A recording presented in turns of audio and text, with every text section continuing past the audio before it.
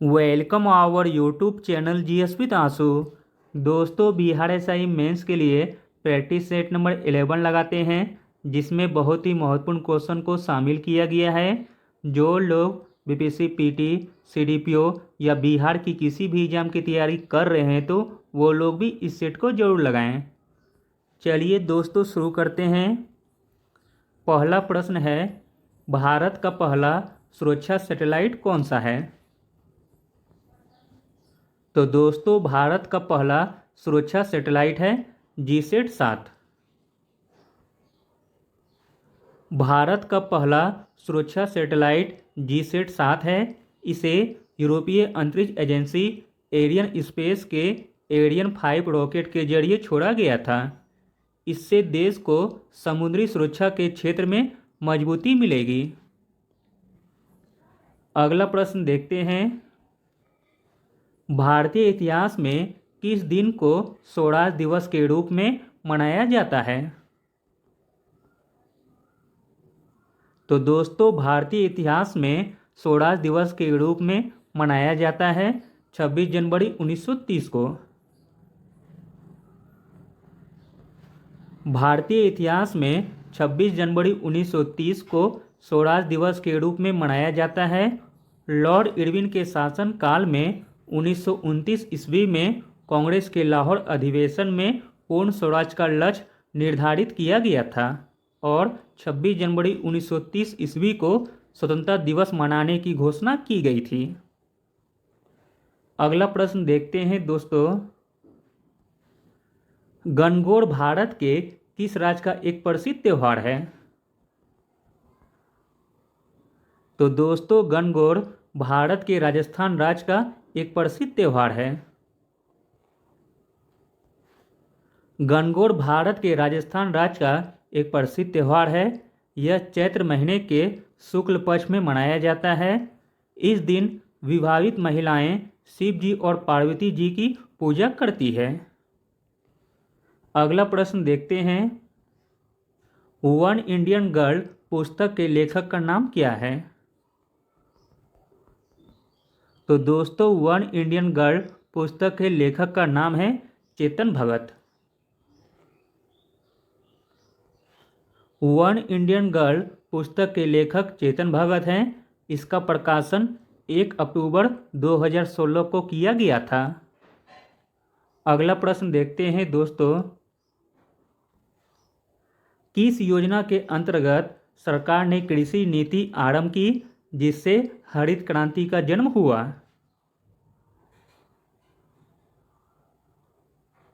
तो दोस्तों, वह योजना का नाम था तीसरी पंचवर्षीय योजना, जिसके अंतर्गत सरकार ने कृषि नीति आरंभ की जिससे हरित क्रांति का जन्म हुआ। तृतीय पंचवर्षीय योजना में हरित क्रांति का जन्म हुआ। 1966-67 में भारत में हरित क्रांति की शुरुआत हुई।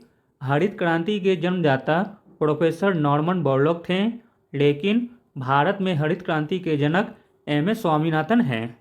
हरित क्रांति से देश के कृषि क्षेत्र में महत्वपूर्ण प्रगति हुई है।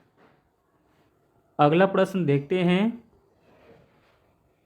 भारतीय खाद्य सुरक्षा एवं मानक अधिकरण FSSAI किस केंद्रीय मंत्रालय के अंतर्गत एक स्वायत्त निकाय है?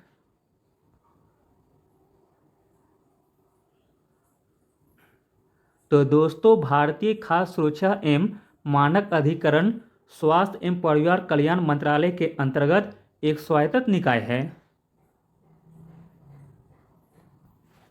भारतीय खाद्य सुरक्षा एवं मानक अधिकरण स्वास्थ्य एवं परिवार कल्याण मंत्रालय के अंतर्गत एक स्वायत्त निकाय है, जिसकी स्थापना खाद्य सुरक्षा तथा मानक अधिनियम 2006 के अंतर्गत किया गया है। इसका उद्देश्य खाद्य सामग्री के लिए विज्ञान पर आधारित मानकों का निर्माण करना है। अगला प्रश्न देखते हैं। प्रथम भारतीय संचार उपग्रह कौन सा था? तो दोस्तों, प्रथम भारतीय संचार उपग्रह था एप्पल। प्रथम भारतीय संचार उपग्रह एप्पल है। इसे 19 जून 1981 को कोरू के फ्रेंच गुयाना से एरियन 1 द्वारा सफलतापूर्वक प्रमोचित किया गया था।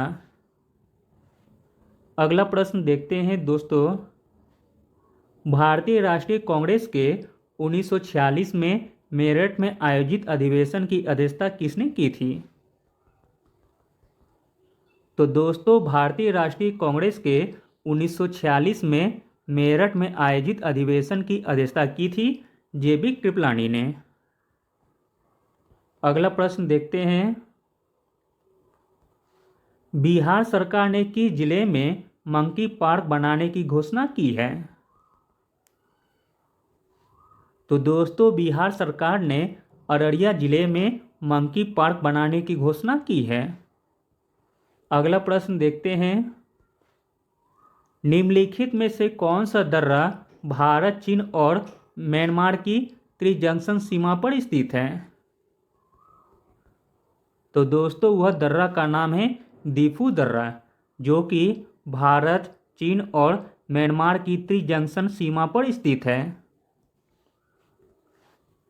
दीफू अथवा डीफू दर्रा अरुणाचल प्रदेश के पूर्वी भाग में स्थित है। यह दर्रा 4587 मीटर की ऊंचाई पर स्थित है। अगला प्रश्न देखते हैं, निम्नलिखित में से किसने स्वतंत्रता आंदोलन के एक अंश के रूप में चटगांव शस्त्रागार छापा में भाग लिया था? तो दोस्तों, चटगांव शस्त्रागार छापा में भाग लिया था प्रीतिलता वाडेदार। प्रीतिलता वाडेदार ने स्वतंत्रता आंदोलन के एक अंश के रूप में चटगांव शस्त्रागार छापा में भाग लिया था। चटगांव शस्त्रागार के कब्जे के दौरान 1930 में अनेक व्यक्ति मारे गए। प्रीतिलता रेलवे इंस्टीट्यूट पर छापेमारी के दौरान मारी गई थी। अगला प्रश्न देखते हैं, भारतीय राष्ट्रीय आंदोलन के दौरान निम्नलिखित में से किसने भारत माता की प्रसिद्ध तस्वीर बनाई थी? तो दोस्तों, भारत माता की प्रसिद्ध तस्वीर बनाई थी रवींद्रनाथ टैगोर ने। भारतीय राष्ट्रीय आंदोलन के दौरान सन 1905 में रवींद्रनाथ टैगोर ने भारत माता की प्रसिद्ध तस्वीर बनाई थी। वाराणसी स्थित भारत माता मंदिर का उद्घाटन सन 1936 में महात्मा गांधी ने किया था। दुर्गा महिषासुर मर्दनी नामक प्रसिद्ध चित्र तैयब मेहता की रचना है। अगला प्रश्न देखते हैं, मनुस्मृति का अंग्रेजी में अनुवाद किसने किया था? तो दोस्तों, मनुस्मृति का अंग्रेजी में अनुवाद किया था जॉर्ज बुलर ने। मनुस्मृति का अंग्रेजी अनुवाद जॉर्ज बुलर द्वारा किया गया था। मनुस्मृति सर्वाधिक प्राचीन स्मृति है। तत्पश्चात याज्ञवल्क्य स्मृति की रचना हुई थी। अगला प्रश्न देखते हैं, बौद्ध रचना धम्मेक स्तूप कहाँ पर है? तो दोस्तों, धम्मेक स्तूप स्थित है सारनाथ में। अगला और अंतिम प्रश्न देखते हैं दोस्तों, भारतीय संविधान के किस अनुच्छेद के अनुसार विधानसभा का गठन होता है? तो दोस्तों, भारतीय संविधान की अनुच्छेद 170 के तहत विधानसभा का गठन होता है। Thank you.